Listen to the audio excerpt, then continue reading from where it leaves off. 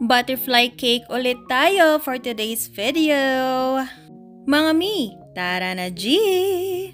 Ako lang ba o talagang sadyang napakasarap tingnan kapag yung cake ay color white lang na merong pastel colors na design at butterflies. Hindi ko alam kung anong meron sa mga butterflies pero magsimula noon talagang bata pa ako. Mahilig na talaga ako sa mga butterflies.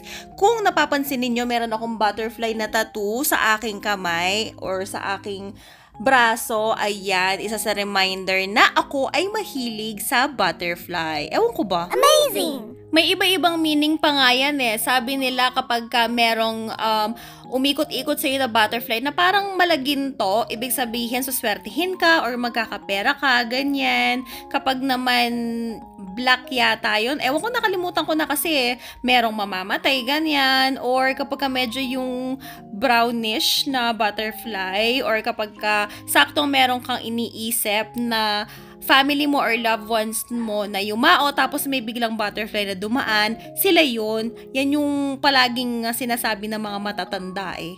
Kaya yung sa akin, yung tattoo ko, ayan, para ito doon sa aking baby angel. Meron kasi kaming baby angel. Para habang buhay, kasama ko pa rin siya. O, diba?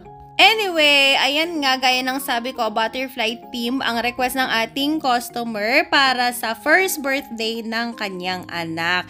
And the palette knife technique ang ginamit natin para dito sa mga design na to kung nakikita ninyo. Kaya mag-invest kayo sa mga palette knives kasi napakalaking tulong nila lalo na sa pagde-design ng cake. Amazing! Ang size ng cake na ito is 6x4 sa baba and then 4x4 sa taas and ang flavor niya is Choco Moist. Ayan, paano natin na-achieve yung ganitong pagka-color pink? Bale, deep pink lang yan na super konti para ganyan yung tone niya. Yung rose pink kasi medyo may pagka-warm tone siya. Yung deep pink, medyo may pagka-cool tone siya. Pero kung wala kayong deep pink, pag rose pink lang ang meron kayo, haluan nyo na lang siya ng konting purple or konting blue.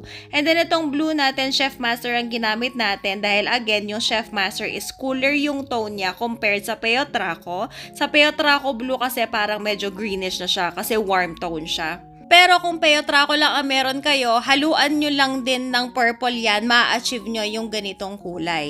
Amazing! Isang tip pa pala para ma-achieve ninyo yung ganito kaganda na palette knife technique na design is dapat less water lang ang gagawin natin or ilalagay natin sa ating mga whipped cream. Kasi kapag more water tayo, masyadong malambot or smooth yung texture ng whipped cream ninyo, mahirap na siyang patungan ng palette knife. And mas maganda na i-chill nyo muna yung cake ninyo, yung pinaka base cake ninyo bago nyo siya lagyan ng palette knife design. Para hindi siya maghalo doon sa pinaka base cake natin. Tapos, ayan na nga, nilalagyan na natin ng white dragis, yung parang mga flowers. And then, yung mga mas maliit na dragis naman ay in-spread lang natin sa ating cake para naman maglagay ng additional effect. At syempre, ito na nga yung mga butterflies natin. Bale, 3 colors yung butterfly na nilagay natin dito. Meron tayong purple, merong pink, and meron ding blue. Yan kasi ang request ni customer sa atin. Maraming ganito sa mga baking stores or pwede rin naman sa orange or blue up. At yung mga, ito nga yung mga malalaking sizes ng butterflies, naglagay ako sa taas para mas maganda yung style niya. And kasi ang request ni customer, favorite daw kasi ng anak niya yung butterfly. So as much as possible daw kung kaya, punuin siya ng butterfly.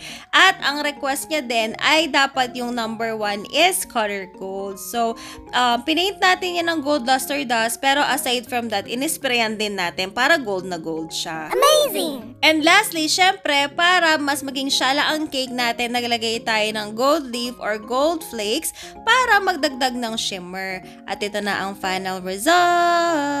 Wow! O diba, ang syala ng cake natin, napakasarap tingnan sa mga mata.